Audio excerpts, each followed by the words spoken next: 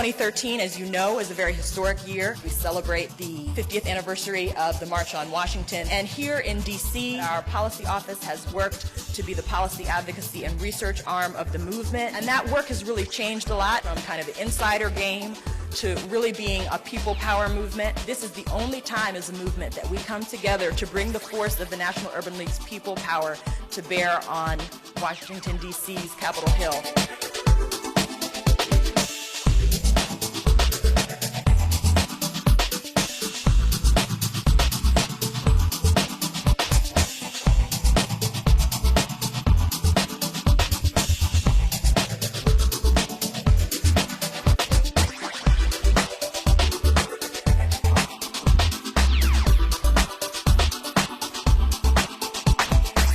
The work that you do is absolutely vital and critical to our country.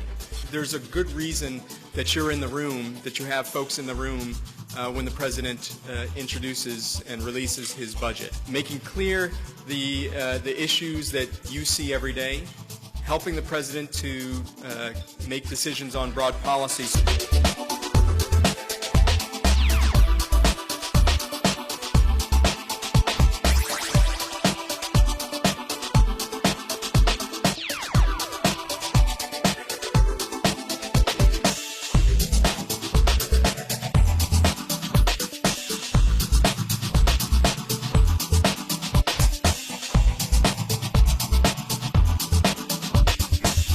Breakfast was very empowering and uplifting.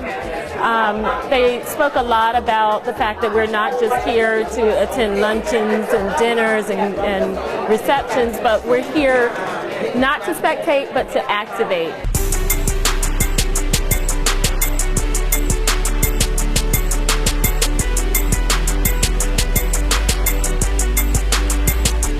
The work that we are trying to do, I believe, will make a difference. And the work of the National Urban League reverberates across the entire country. It really does create a platform for advocacy unlike anything other.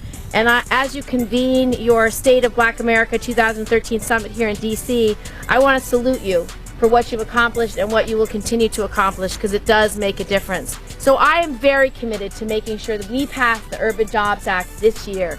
I think it's one of the most untapped resources that we have is our youth. We need to get them employed. We need to get them into careers that they can grow, have families, provide for those families, and be the members of the community that we know they can be. I'm here to talk today about the Project Ready STEM Act. If we are who we say we are as a nation, and we are the people who believe that we can do the best by way of technology and research and education, then the only way we can prove it is to prepare our young people. Every other industrialized country in the world is doubling down on education and research.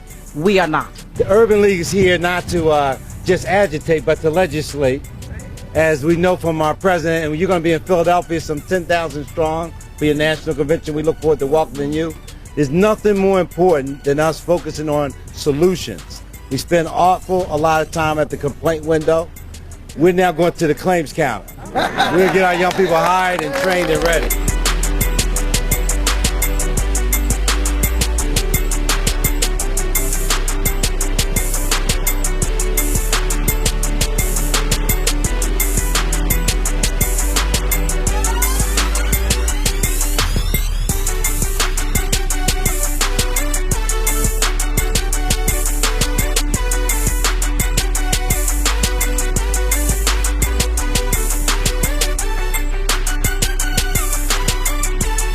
We're very excited at AT&T to be partnering with the National Urban League for the 2013 State of Black America. It's very exciting to talk about embracing technology and what we can do together to help our young people get an education around science, technology, engineering, and math. This wireless industry and this technology industry that we're in has so much to offer, and so we just encourage our young people to really focus on embracing the technology and to use it for economic and for educational purposes. AT&T is committed to working with the National Urban League as we get our children ready for this 21st century knowledge-based economy that we're all finding ourselves operating in. As we mark this 10th anniversary, I also think it's important to go back even farther back than 10 years, to 1962.